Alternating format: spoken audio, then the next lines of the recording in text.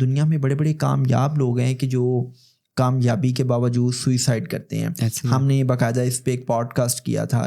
Let's say کہ G police service میں ایک ایس ایس پی تھے, ہی کمیٹڈ سوئسائڈ. پھر ایک ڈپٹی کمشنر تھے آپ ہی کے شہر کے, Sohail Tipu, he committed suicide. پھر ہم نے دیکھا کہ ایک انڈین ایکٹر تھے Sushant Singh, he committed suicide. پھر ریسنٹلی ہم نے دیکھا کہ ملتان سلطانز کے جو سی ای او تھے عالمگیر ترین, ہی کمیٹڈ سوئسائڈ. اب یہ ریسنٹلی جو ابھی ملتان سلطانز کے سی ای او نے جو سوئسائڈ کمٹ کی, تو اگر بظاہر دیکھا جائے تو ان کے پاس تو دنیا کی ہر چیز موجود تھی جو دنیاوی کامیابی کے سٹینڈرڈس ہیں, پیمانے ہیں, لیکن اس کے باوجود اگر ایک انسان سوئسائڈ کمٹ کر رہا ہے تو ہمیں یہ سوچنا پڑے گا نا کہ آخر ایسی کیا وجہ ہے کہ اس انسان نے اپنی جان لے لی. تو پرابلم یہ ہوتا ہے کہ وہ انسان جو ڈپریشن میں ہوتا ہے اس کا اپنے اوپر کوئی کنٹرول نہیں ہوتا, اس کو سوئسائڈل آئیڈیشن آتی ہے.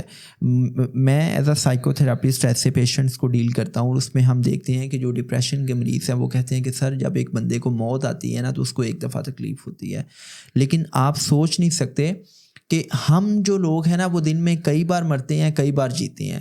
سو یہ ایک ایسی فیز ہوتی ہے کہ جس میں ایک انسان جو ہے وہ اس کو ایسا محسوس ہوتا ہے کہ اس کا دل ڈوب چکا ہے, اس کی زندگی میں کوئی نہیں ہے جو اس کو اس مرض سے نجات دلا سکے.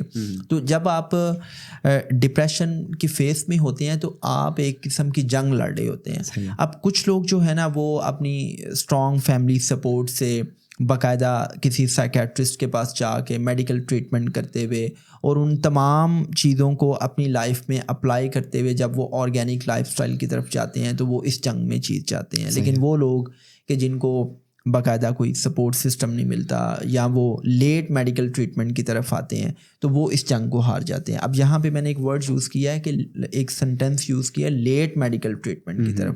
اب ہوتا یہ ہے یار کہ بہت سے لوگ نا اسٹارٹ میں اس کو سیریس نہیں لیتے, یا ڈپریشن کے مریض کو سیریس نہیں لیا جاتا, اور وہ کیا ہوتا ہے وہ جب آپ بہت لیٹ ہو جاتے ہیں تو آپ نیوروٹک ڈپریشن سے سائیکوٹک ڈپریشن میں جاتے ہیں, اور وہاں پہ پھر آپ کو ایک لمبا عرصہ درکار ہوتا ہے نارمیلٹی کی طرف آنے کے لیے. آپ کو ایک لمبے عرصے تک میڈیسنس کھانی پڑتی ہیں, اور شدید قسم کے ڈپریشن میں پھر سائیکو تھراپی کی طرف بھی آنا پڑتا ہے, جس میں آپ ہپنو تھراپی سے علاج کرتے ہیں, جس میں آپ NLP سے علاج کرتے ہیں.